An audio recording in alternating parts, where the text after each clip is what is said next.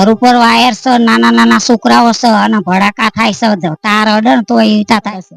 વરસાદ આવતા શોર્ટ આવે ઘરમાં, કરંट बरंट आवे तो એનો જવાબદાર કોણ રહે? અત્યારે એમને आप देख रहे हैं देश का विशाल नेटवर्क इंडिया टीवी लाइव, सच्चाई की सही आवाज।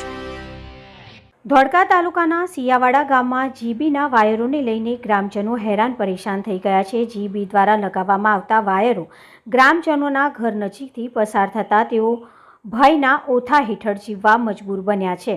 શિયાવાડા ગામના સરપંચ જીગુબેન દ્વારા જણાવવામાં આવ્યું હતું કે આ જીબીના વાયરોને લઈને કોઠ જીબીમાં છેલ્લા 3 વર્ષથી અરજીઓ આપીને થાકી ગયા છે, પરંતુ આજ દિવસ સુધી અમારી જીબીના વાયરોને લઈને થતી સમસ્યાઓનો કોઈ ઉકેલ આવ્યો નથી.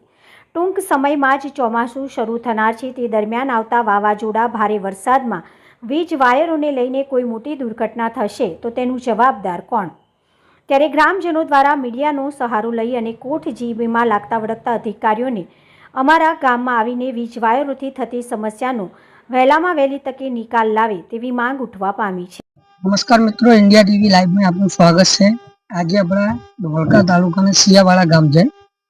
અહીંયા જીબીના વાયર ઘરના થાંભલાથી ટચિંગ થતા જતા હોય એટલે કે ઘરના રહેવાસી છે એ બધાને બહુ તકલીફ છે. આ ગામના જે સરપંચ છે એમનું કહેવો છે કે અમે 3 વર્ષથી કોર્ટ જીબીમાં અરજી આપીને થાક્યા છે, અત્યાર સુધી કઈ બી એમનું નિકારણ થયું નહીં. હવે આપણે સિયાવાડા ગામે પહોંચ્યા છે, સરપંચ જોડે આપણે વાતચીત કરીએ કે શું એમની પ્રોબ્લેમ છે, કેમ એમનું કઈ નિકારણ થતું નથી.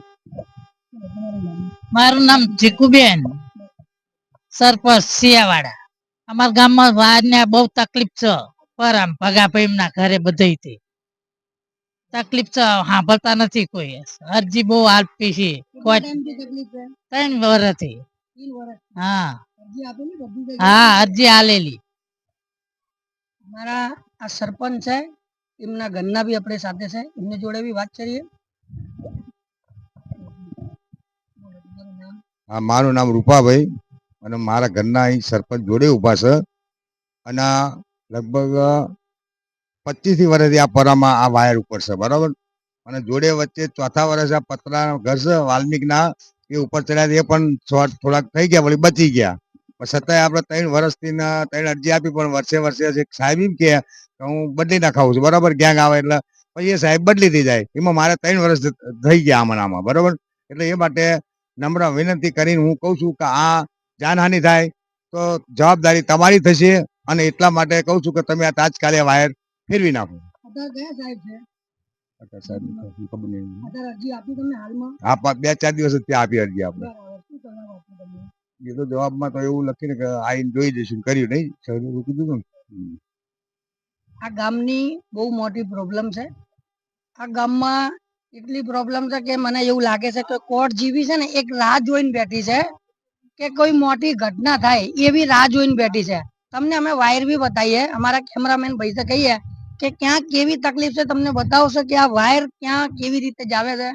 અગર અહીંયા કઈ ભડાકો થાય વરસાદમાં તો શું થશે, એટલે એ રાહ જોઈને બેઠા છે કે મોટી ઘટના થાય. પછી સિયાવાડા ગામના જે ઘરથી વાયર ટચિંગ છે એ ભાઈ ગૌતમભાઈ છે, એમને બહુ તકલીફ છે બિચારાને, એ અમારા સાથે છે. ગૌતમભાઈ જોડે વાત કરીએ કે ગૌતમભાઈ શું તમને પ્રોબ્લેમ, કેટલા ટાઈમથી પ્રોબ્લેમ છે, કેમ એનું કઈ નિકારણ આપતું નથી?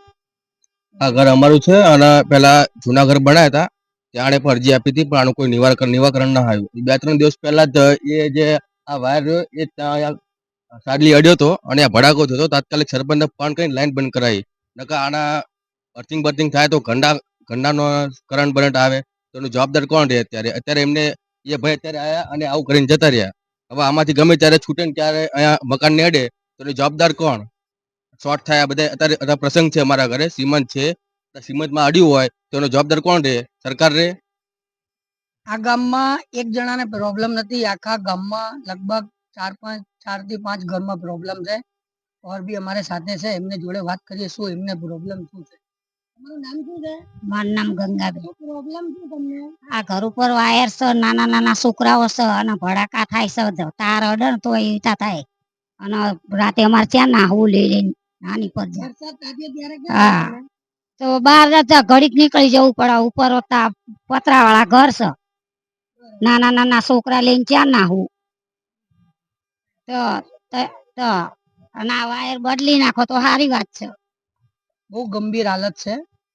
હું તો સરકારને જીબી કોર્ટને એક જ સુનવાઈ કરું છું કે ભાઈ આજ તમે અહીં જુઓ તો તમને ખબર પડે, કેમ કે અમે આયા છે, અમે જોયું છે ઓર બી છે જો કિનકીને તકલીફ છે એમને જોડે બી વાત કરીએ. નીતાબેન મારું નામ છે. કેટલા દિવસથી કે છે કોઈ મગજમાં નહીં લેતો અને મારા નાના છોકરા તકલીફ પડે છે. વરસાદ આવતા શોર્ટ આવે ઘરમાં. આ ગામની એવી હાલત છે, મારા પાછળ તમે જો પતરાનું ઘર છે, પતરા ઉપર તાર વાયર જાય છે, એટલે આ વાયર તૂટે ને એટલે તાર તેના ઉપર પડે, કોઈ બી ઘટના બની શકે. અમારા કેમેરામેન ભાઈ બતાવશે કે આ કેવી રીતે મતલબ વાયર તૂટી શકે, કેવો પતરા વાળું ઘર છે.